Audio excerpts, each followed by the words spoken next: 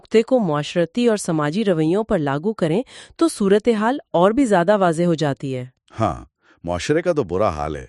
आप इसी भी आम समाजी तकरीब मसलन किसी शादी या दावत पर गौर करें, ऐसा महसूस होता है कि जैसे वो मिलने जुलने का बहाना कम और अपनी मादी हैसियत का मुजाहिरा करने का प्लेटफॉर्म ज्यादा बन चुके हैं। बिल्कुल शो ऑफ का कल्चर आ गया है। लोग एक दूसरे का जायजा ले रहे होते हैं कि किसने किस ब्रांड के कपड़े पहने हैं या कौन सी गाड़ी से उतरा है। तहरीर के माशरती असरात वाले हिस्से में भी यही बात अजागर की गई है कि मादियत परस्ती इंसानों के दरमियान मौजूद रिश्तों को कितना खोखला कर देती है। और इसका सबसे बड़ा नुकसान इस माशरती सरदमहरी की शक्ल में निकलता है जिसका आपने जिक्र किया। मुसन्निफ के मुताबिक इस मादियत की अंधी दौड़ में माशरे के एथिकल स्टैंडर्ड्स यानी अखलाकी पैमाने मुकम्मल तौर पर तब्दील होकर रह जाते हैं। वो गर्मजोशी जो कभी माशरे की पहचान हुआ करती थी, वो वाकई अब खालिस मादी मुफादात की भीड़ चढ़ रही है। जब सबसे अहम चीज़ ये बन जाए कि आप कितना कमाते हैं या कितना खर्च कर सकते हैं, तो फिर इस बात की अहमियत कम हो जाती है कि वो कमाई किस रास्ते से आ रही है। इंसान ये परवाह करना छोड़ देता है कि इसके किसी अमल से या इसकी किसी ख्वाहिश की तकमील से मजमूई तौर पर मुआशरे को या किसी दूसरे इंसान को क्या नुकसान पहुंच रहा है। और हलाल और हराम की तमीज़ भी ख़त्म होने लगती है। इस तनाजुर में तहरीर में सूरतुल माइदा की आयत नंबर 49 का बहुत बरमहला वाला दिया गया है, जिसमें सख्ती से उन ख्वाहिशात की पैरवी से रोका गया है जो इंसान को सीधे रास्ते से भटका देती हैं। बेलगाम ख्वाहिशात। जी, मुसन्निफ ये दलील देते हैं कि जदीद मादियत दरअसल उन्हीं बेलगाम ख्वाहिशात की एक इर्तिका याफ्ता और मॉडर्न शक्ल है, जो इंसान को एक ऐसी मशीन बना देती है जिसका काम सिर्फ कमाना और खर्च करना रह गया है। तो इस सब का मतलब क्या है?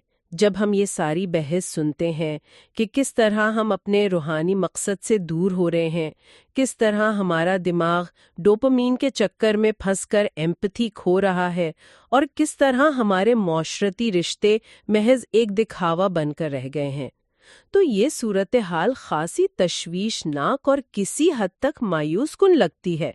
मायूस कुन तो है, लेकिन हल मौजूद है। वही सवाल ये पैदा होता है कि क्या इस तहरीर में इस मसले का कोई हल भी पेश किया गया है, या क्या मुसन्निफ ने सिर्फ जदीद दौर के इन मसाइल की निशानदही करके बात ख़त्म कर दी है? नहीं, खुशकिस्मती से तहरीर सिर्फ मसले की तशखीस पर ख़त्म नहीं होती, बल्कि ये एक बाकायदा और काबिल अमल इलाज भी तजवीज़ करती है। शुक्र है, कुछ पॉजिटिव भी है। और वो इलाज इस्लाम के तजवीज़ करदा एक बहुत ही मुतवाज़न तर्ज़ ज़िंदगी पर मबनी है। जैसा कि हमने पहले भी बात की, मुसन्निफ ये नहीं कहते कि दुनिया को तर्क कर दिया जाए या इंसान जंगलों में जाकर बैठ जाए। जी बिल्कुल। इसके बजाय जोर इस बात पर दिया गया है कि इंसान अपनी ज़िंदगी में मादी ख्वाहिशात और अखलाकी व रूहानी इक़दार के दरमियान एक तवाज़ुन कायम करे। और इस तवाज़ुन को हासिल करने के लिए तहरीर में दो बहुत ही ठोस और अमली तसव्वुरात बताए गए हैं। पहला है शुक्रगुजारी और दूसरा है तफक्कुर। ये दोनों अल्फाज हम अमूमन बहुत सुनते हैं, लेकिन इस जदीद मादियत और डोपामीन वाले मसले के तनाजुर में ये दोनों चीज़ें अमली तौर पर कैसे काम करती हैं, ये समझना बहुत ज़रूरी है। बिलखुसूस अगर कोई शख्स सुबह 9 से शाम 5 बजे तक की सख्त जॉब कर रहा है और ट्रैफिक में फंसकर घर आता है, तो वो इस शुक्रगुजारी और तफक्कुर को कैसे अपनी रूटीन का हिस्सा बना सकता है? ये एक बेहतरीन और अमली सवाल है। तहरीर की रोशनी में शुक्रगुजारी या शुक्र महज जुबान से एक लफ्ज़ अदा कर देने का नाम नहीं है। ये दरअसल एक ज़हनी कैफियत है, एक स्टेट ऑफ माइंड। जी, जब इंसान शऊरी तौर पर इस बात पर तवज्जो मरकूज करता है जो उसके पास पहले से मौजूद है और उस पर दिल से शुक्र अदा करता है, तो वो दरअसल उस दिमागी चक्कर को तोड़ रहा होता है जो हमेशा मजीद चाहिए की रट लगाए रखता है। यानी वो डोपामीन की तलब को कंट्रोल कर लेता है। बिल्कुल, शुक्रगुजारी इंसान को इस डोपामीन की दौड़ से बाहर निकालकर एक गहरा और देरपा सुकून फराहम करती है। और तफक्कुर का क्या किरदार है? दूसरी चीज़ है तफक्कुर। तफक्कुर का मतलब है गौर और फिक्र करना, चीज़ों की गहराई में जाना। जब एक मसरूफ इंसान भी दिन में कुछ लम्हे निकालकर ये सोचता है कि उसकी इस तमाम भागदौड़ का हतमी अंजाम क्या है, तो उससे फौरन ये एहसास होता है कि मादी चीज़ें सिर्फ ज़रूरत पूरी करने के औजार हैं, ये ज़िंदगी का हतमी मकसद नहीं बन सकती। इससे इंसान की तरजीहात सेट हो जाती हैं। یہ شعوری تفکر ہی وہ چیز ہے جو انسان کو مادی چیزوں کا غلام بننے سے بچاتا ہے اور اسے یاد دلاتا ہے کہ اس کی اصل حیثیت اور مقصد کیا ہے۔ اس کا مطلب ہے کہ یہ ایک طرح کی مینٹل ایکسرسائز ہے جو انسان کو دوبارہ سے اپنے اصل رستے پر لے آتی ہے۔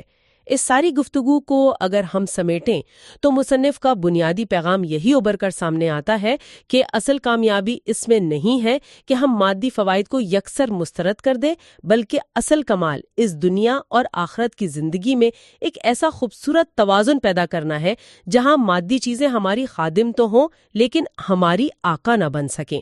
بہت خوبصورت بات کہی آپ نے۔ مادیت کی اس اندھی حد سے آگے نکل کر اپنی زندگی کو اخلاقی اصولوں، انسانی ہمدردی اور اللہ کی رضا کے مطابق سنوارنا ہی اصل ہدف ہونا چاہیے۔ یہ ایک اہم سوال کھڑا کرتا ہے۔ آج ہم نے اس تفصیلی جائزے میں یہ سیکھا کہ مصنف کی تحقیق کے مطابق مادیت پرستی انسانی دماغ کے ڈوپامین اور ریوارڈ سسٹم کو فوری لذتوں کا عادی بنا دیتی ہے، اور اس کا علاج انہوں نے شکر گزاری اور تفکر کی صورت میں بتایا ہے۔ جی بالکل۔ تو کیا یہ ممکن ہے کہ جب انسان سچے دل سے شکر گزاری کی عادت اپناتا ہے اور دنیا کی اس اندھی دوڑ سے ہٹ کر تفکر کرتا ہے تو وہ دراصل اپنے دماغ کے ڈوپامین اور ریوارڈ سسٹم کی باقاعدہ ریوائرنگ کر رہا ہوتا ہے؟ واہ کیا بات ہے! کیا یہ روحانیت، یہ عبادات اور یہ شکر محض ایک عقیدہ نہیں بلکہ ہمارے دماغ کو سکون بخشنے والا ایک انتہائی جدید سائنسی اور بائیولوجیکل ہیک بھی ہو سکتا ہے جو ہمیں ان مادی چیزوں کی بھرمار کے بغیر بھی حقیقی خوشی اور اطمینان محسوس کرنے کے قابل بناتا ہے؟ واقعی یہ ایک ایسا سوال ہے جو سوچ کے نئے دروازے کھولتا ہے اور اس پورے موضوع کو ایک بالکل نئے اور حیران کن زاویے سے دیکھنے کی دعوت دیتا ہے۔